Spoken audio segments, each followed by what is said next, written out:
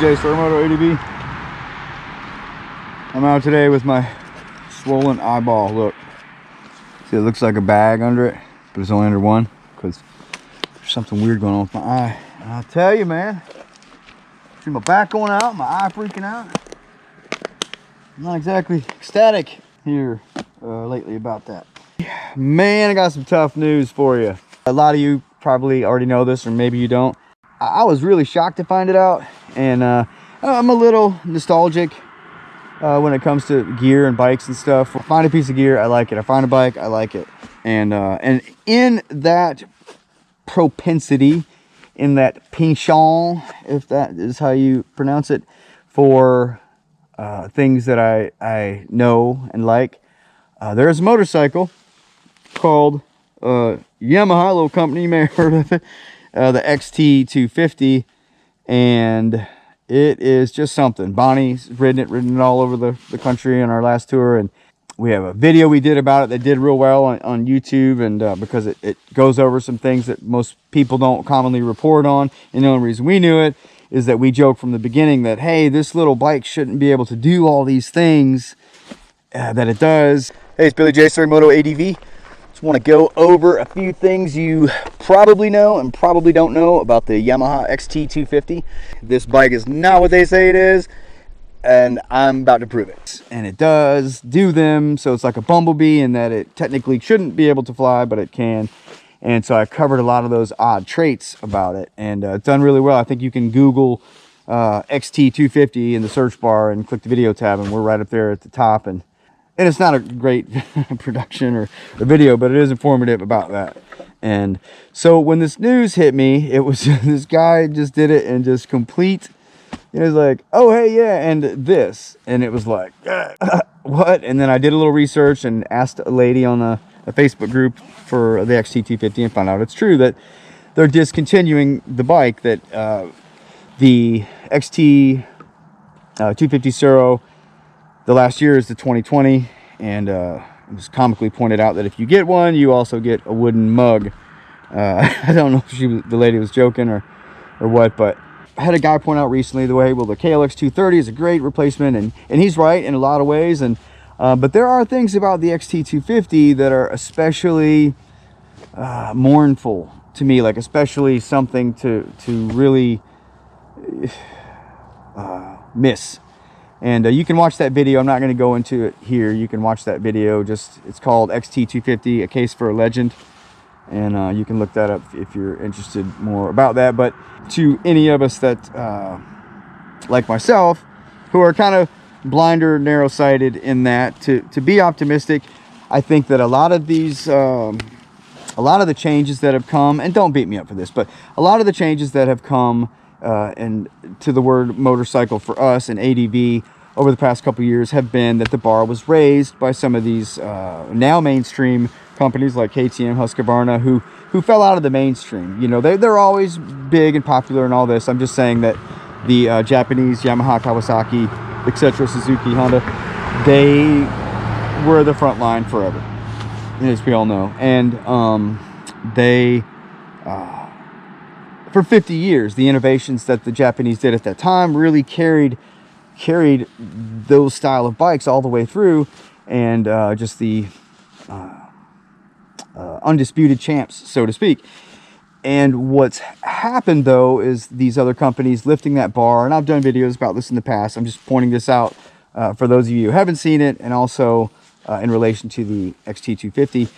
Those companies who have raised the bar have caused the Japanese engineers and these manufacturers to have to innovate further to stay in the race, especially if they want to stay at the top of it, or in many cases and get back to the top of it. KTM has done a great job of getting some headway in significant areas of motorcycle. Most of the stuff they're coming out with, it's got more horsepower and it's lighter, you know. And as soon as there enough time passes where these bikes have the opportunity to stand the test of time, and the prices fall from the research and development, there would be no reason to buy one of these other Japanese bikes. The Japanese aren't foolish, they know that, so they are going to, is my prediction, is they are going to soon release their answer to that raising of the bar. And I've said in the past, and I'll say it again, is that we stand to benefit from that. I'm not pro or against any of those bikes. I love motorcycles in general, and I understand why people have certain preferences for the brand they like. And we stand to benefit from that competition, both from a pricing standpoint as well as a performance standpoint. And so I say that to kind of ease that blow, to say, all right, well, the Japanese engineering that I predict we are going to begin seeing very soon will hopefully, you know, and they're known for their culture, the way they roll, their patience. They rebound on top. They're like really intelligent people, and their companies have proven what they can do. So I think that they'll replace the XT250 with something that also answers the answer of the competition that they've been called out into the field from by these other companies. It's not a performance platform, it's just a great bike platform that is tourable, even though people argue that. We proved it, and for a long time, and really put the screws to it. I'll be curious to know what they come out with, what they're doing. I have some suspicions, and as foolish as all that sounds, the sentimentality of it is just the way it is, and that's why I have the same toenail clippers that are awesome. They're really nice as toenail clippers go, but I've had them for over 20 years also, like the knife. So I'm a little sentimental when it comes to something that works, and the XT50 worked, XT250 worked. And sorry to break the news if you haven't heard it yet. I hope I broke it softly and respectfully enough, and with enough hope that you see that you are put into a position like I am, to be reasonably hopeful that the replacement is something. And you know, why just put an XT on it, Yamaha? Humorous. So just keep it called XT. Oh, stop by motorcycle.camp.cook on Facebook. It's a cool group. It's growing like gangbusters. No trolls, and just a happy place, and a lot of great info and initiatives being kind of spawned in that place that I'm just stoked about. So check that out. Check us out, StoryMotoADV.com, and on Facebook, StoryMotoADV.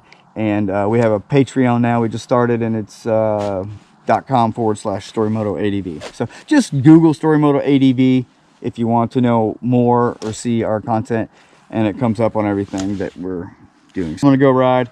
The reason I am not riding and talking is that my microphone hasn't come in yet for this GoPro.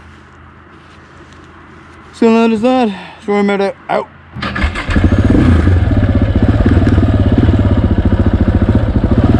Getting down. That's the thing about Florida, you know, people think that it's, oh, they're in Florida, they'll be